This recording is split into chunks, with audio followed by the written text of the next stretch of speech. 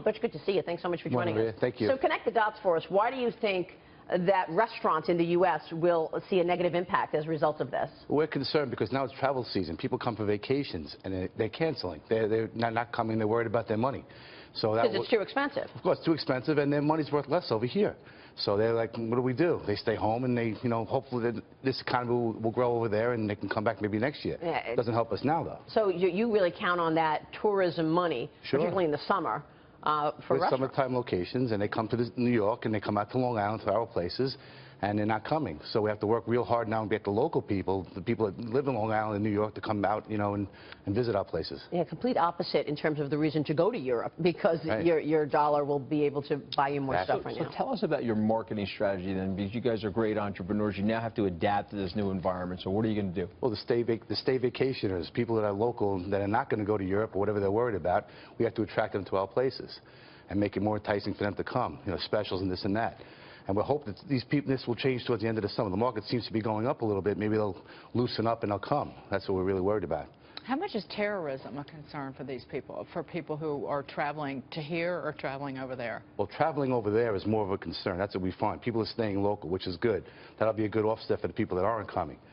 People coming to America seem to be okay, but they don't have the money now, or they're worried about spending the money, which is really what the concern is. But you were looking at a sort of slow pace in the economy even before Britain exited the EU, right? So. Well, it was kind of going. It was starting to move. Things were starting to pick up, getting traction again. Really? People were coming out, they were spending money, having parties, and we were feeling it. We're feeling good. And this hurts that again? Well, it didn't hurt it yet, but I'm worried about it because I'm hearing a lot of negative, and I don't want to hear negative, so we have to really focus now on getting the people in. Right. And how do we reassure people that this isn't like a long-term trend? That's a bigger issue. They're worried about what happened in 2008, and they're saying, what's going to happen to us? Let's not spend our money, hold on to it, save it, because what if you lose it? How are you going to regain it? A long-term trend, though, in this country is higher minimum wages. How concerned are you about that, with minimum wages, particularly in New York State, going up? It's concerning because it's going to hurt the younger population that's going to have jobs. They're not going to have jobs to start. The first-time entry people, the students, and it hurts. And, a lot of my staff, it's not going to really affect us that much, but it'll affect the people, the first-time starters or the people that are ready to retire. And not, the average job and the minimum wage will go up. If there was one policy response or change that you would want that would help your industry, what would it be? Oh, the health insurance. That's the one that kills us. It's brutal. Because there's not even a good policy. It's murder. Why? Because the policies that are out there are terrible. People think that the owners are controlling it. We have no control over it. It's very expensive, and it's mandatory to have it, yet when you go to use it, you can't even use it. So we get hit with every direction of it. Have you changed things in terms of jobs as a result of Obamacare? In other words, some small businesses are keeping employees under 50 people, for example. Have you done anything in reaction to the high cost of health care? I didn't do that because I don't want to hurt my employees, but what I did do is get rid of my minimal businesses. I was very big in concessions and things like that. I just don't do them anymore. Between the minimum wage going up and have to offer health insurance, there's no way you can make a profit from it.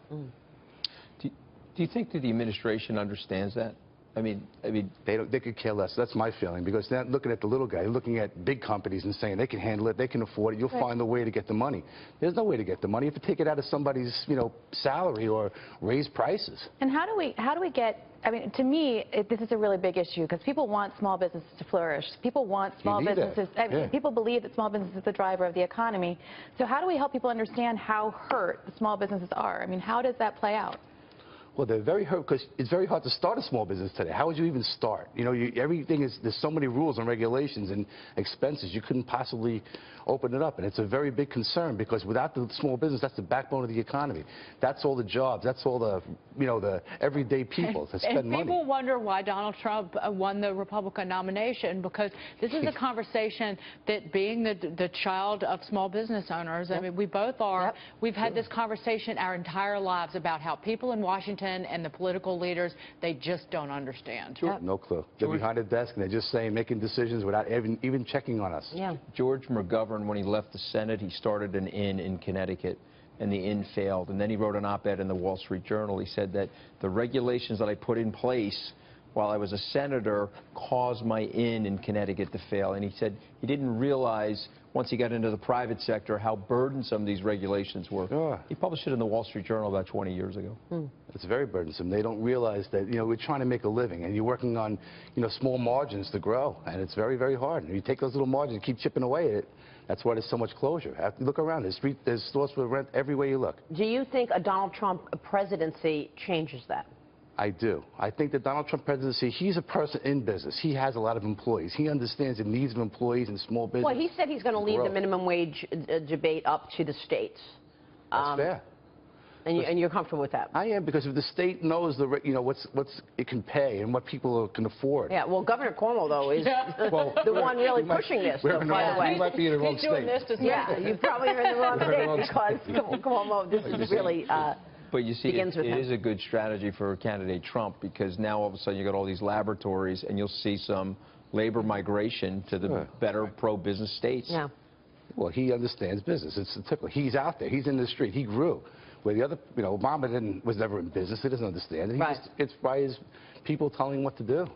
And they're trying to punish success in so many ways. Yeah. I mean, they are so anti-business, so anti-success, that it becomes really difficult. The more you earn, the more